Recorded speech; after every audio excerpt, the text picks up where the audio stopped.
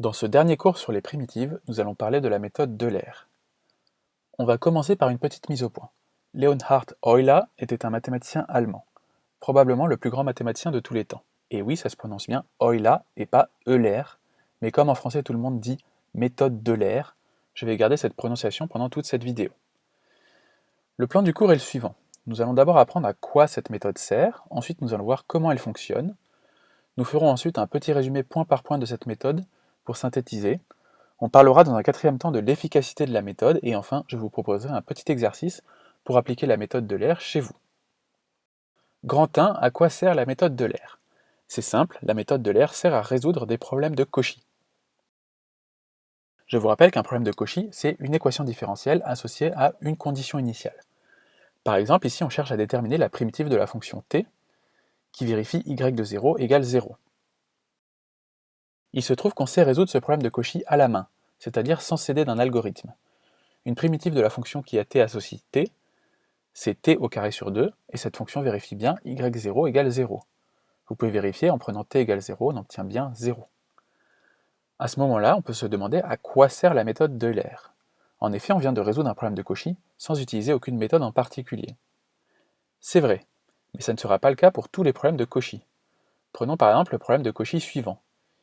y' de t égale 1 sur t et y de 1 égale 0. Quelles sont les solutions de ce problème de Cauchy? Eh bien, on ne sait pas, car on ne connaît pas de primitive de la fonction 1 sur t, donc on est bien embêté. Heureusement, la méthode d'Euler peut nous aider, et c'est donc à ça qu'elle sert. Elle sert à résoudre des problèmes de Cauchy impossibles à résoudre à la main. Le seul petit inconvénient, c'est qu'on n'aura pas une résolution exacte. On ne trouvera pas exactement la solution qu'on cherche, mais seulement une solution approchée. Une autre petite limite de la méthode, c'est que nous trouverons la solution seulement sur un intervalle borné, et donc on n'aura pas toute la fonction sur tout l'ensemble des nombres réels. Mais à part ça, c'est une méthode assez efficace et pas si compliquée que ça à comprendre. Pour comprendre son principe, nous allons appliquer cette méthode au problème de Cauchy que je viens d'évoquer, à savoir trouver une fonction y qui vérifie y' de t égale 1 sur t et y de 1 égale 0. Comme je l'ai dit, avec la méthode d'Euler, il faut se contenter de résoudre le problème de Cauchy sur un intervalle borné. Ici, ce sera sur l'intervalle 1, 5. Pour commencer, on va devoir choisir un nombre d'itérations. Ici, on prendra n égale 8. Pourquoi 8? On rediscutera cette question un peu plus tard, mais pour le moment, acceptons ce nombre sans nous poser plus de questions. On va vouloir subdiviser notre intervalle 1, 5 en 8 parts égales, et pour cela, nous devons calculer la taille que va devoir avoir chacune de ces parts. On va appeler cela le pas. La valeur du pas est donc l'étendue de cet intervalle, c'est-à-dire le temps final tf moins le temps initial t0 sur n, soit 5 moins 1 sur 8, qui est égal à 0,5. On définit ensuite notre maillage. Le maillage, c'est l'endroit où s'arrête chaque part de notre intervalle. C'est en ces points que nous allons évaluer la valeur de la fonction y. Le premier point de notre maillage, c'est le début de notre intervalle, c'est-à-dire t0. Puis le second point, t1, est situé à une distance h de t0, c'est donc t0 plus h, puis t2 est égal à t1 plus h, etc., jusqu'à tf, qui est ici égal à 5. Ça a l'air compliqué, mais c'est en fait tout simple. Dans notre exemple, notre point de départ est 1, et notre pas est égal à 0,5. Donc on va faire des petits pas de 0,5 jusqu'à atteindre 5. On a donc 1, 1,5, 2, 2,5, etc. jusqu'à 5. Maintenant que nous avons vu ces préliminaires, attaquons la méthode à proprement parler. On doit résoudre le problème de Cauchy, c'est-à-dire trouver la fonction y qui vérifie ces deux conditions. Là, si on essaie de tracer la fonction sans rien connaître de la méthode d'Euler, on est bien embêté. On ne peut rien faire. Non, pas tout à fait rien. En fait, on sait une chose, c'est que y de 1 doit être égal à 0. On sait donc que notre fonction va devoir passer par le point d'abscisse 1 et d'ordonnée 0. On va donc placer ce point et l'appeler A0 pour le moment, c'est tout ce qu'on peut faire. Pour tracer la suite, nous allons devoir nous rappeler de deux choses très importantes que nous avons vues dans le cours de dérivation. La première, c'est que lorsque je zoome sur une fonction dérivable, la fonction ressemble de plus en plus à une droite. La deuxième, c'est qu'on connaît l'équation de cette droite. C'est une formule très importante du cours de dérivation. y égale f' de a fois x moins a plus f de a. Ces deux informations vont nous être très utiles pour tracer la fonction que l'on cherche. En effet, puisqu'on ne sait pas à quoi ressemble la fonction, on peut se dire, pour faire une petite approximation, qu'autour de 1, la fonction va ressembler à sa tangente. Et l'équation de cette tangente, on la connaît. Et oui, l'équation de la tangente en 1, c'est grand Y égale y' de 1 fois grand X moins 1 plus Y de 1. Or, Y de 1, on connaît, c'est 0. Et Y' de 1, on va pouvoir le calculer grâce à l'équation différentielle. En effet, Y' de t, c'est égal à 1 sur t pour tout t.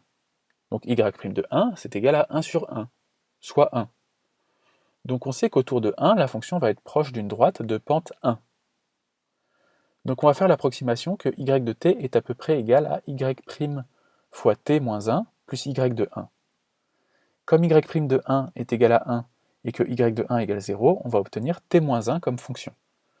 On va donc faire l'approximation que la valeur de notre fonction à notre prochain point du maillage, c'est-à-dire 1,5, est égale à 1,5 moins 1, soit 0,5. On va donc considérer que notre fonction prend la valeur 0,5 en 1,5. On place donc un point A1 d'abscisse 1,5 et d'ordonnée 0,5. On a donc deux valeurs. Pour placer la valeur au prochain point de maillage, on va utiliser la même technique, c'est-à-dire qu'on va faire l'approximation que la fonction y est égale à sa tangente autour de 1,5. Pour calculer le coefficient directeur de cette tangente, on calcule y' de 1,5, dont on sait grâce à l'équation différentielle que c'est égal à 1 sur 1,5, soit à peu près 0,67. Et on va faire l'approximation que y de t est égal à la formule de sa tangente, c'est-à-dire 0,7 fois t moins 0,5. On applique cette formule en 2 et on obtient 0,83. On obtient donc un nouveau point A2 d'abscisse 2 et d'ordonnée 0,83.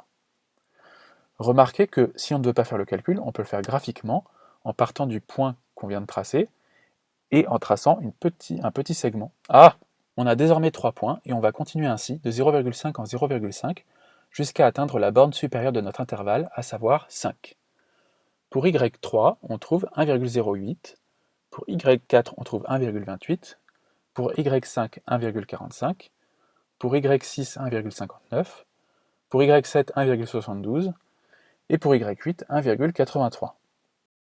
On obtient donc à la fin le tracé de notre fonction approchée et un tableau de valeurs avec les valeurs trouvées sur les points du maillage.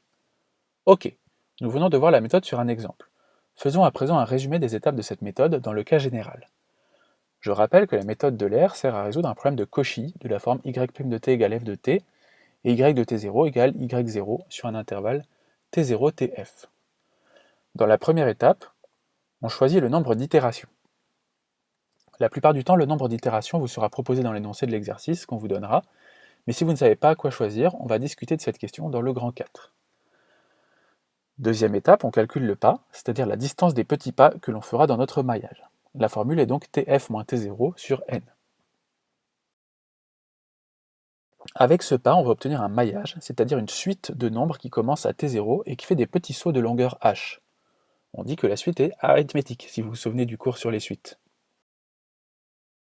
Enfin, avec y0 donné dans l'énoncé, on va calculer les termes de la suite des y, qui va nous donner des valeurs approchées de la fonction au point du maillage. Pour ce faire, on va utiliser en chaque point l'approximation que y est à peu près égale à la fonction affine qui décrit sa tangente, c'est-à-dire y' de a fois t moins a plus y de a. Et on va appliquer cette formule pour t égale ti plus 1. Et pour la tangente en ti. Or, comme on a construit notre maillage, on sait qu'il y a toujours un écart de h entre deux points successifs du maillage. Donc ti plus 1 moins ti est égal à h. De plus, on sait que notre fonction vérifie l'équation différentielle y' de t égale f de t, pour tout t. Donc on peut remplacer y' de ti par f de ti. Et y de ti a déjà été calculé à l'itération précédente et on l'a appelé yi. Finalement, la formule de la suite qu'il faut connaître par cœur pour la méthode d'Euler est la suivante. yi plus 1 égale f de ti fois h plus yi.